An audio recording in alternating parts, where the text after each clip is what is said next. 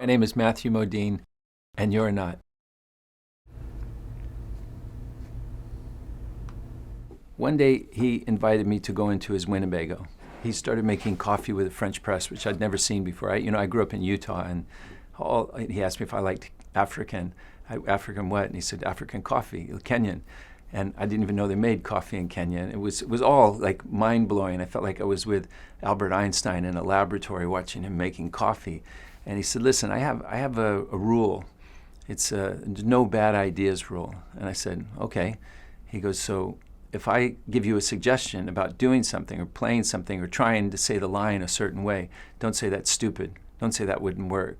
Say, okay, try it, or that's interesting, or let me think about it, or offer some alternative suggestion.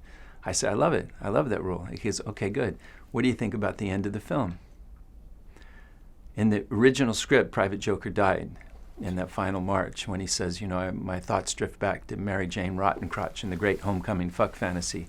Bombs start going off around them, and they start running, and Joker's voiceover says, my feet tell my mind to pick my body up, to run from these bombs that are pursuing us.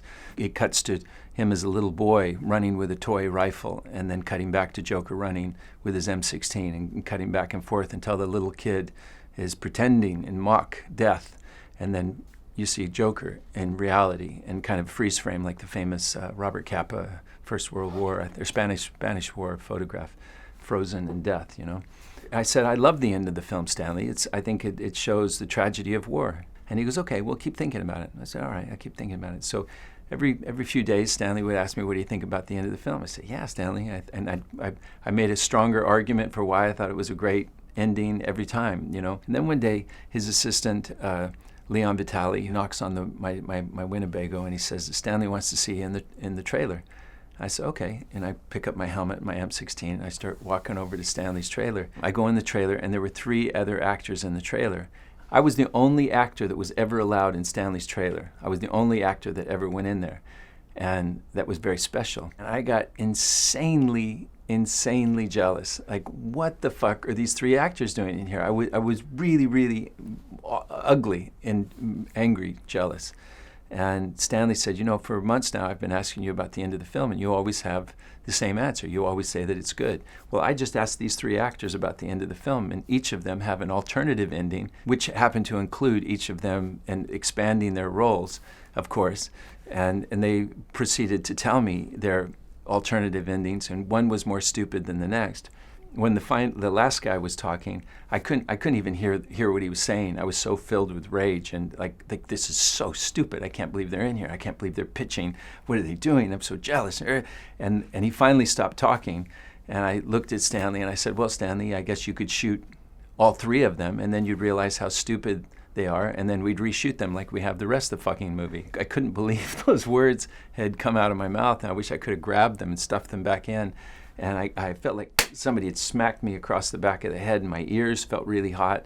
And I picked up my helmet and my M16, and I went out of the trailer thinking, what have I done? I'm going to get fired. Stanley, he's a kid from the Bronx, but he had picked up one word that the British use, and he said it with such relish. He called me a miserable cunt. And for the next few weeks, Stanley kept calling me a miserable cunt. And I kept trying to get back on his good graces and telling him jokes and everything. And weeks and weeks go by. Have you been thinking about the end of the film? I said, yeah, Stanley, I have. He should live. And I hadn't been thinking about it at all. I just was tired of this fucking question.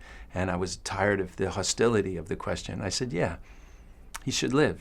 He should go through boot camp and have his drill instructor, who's trying to teach him how to take care of himself and survive in a horrible situation of war, get shot and killed in a toilet.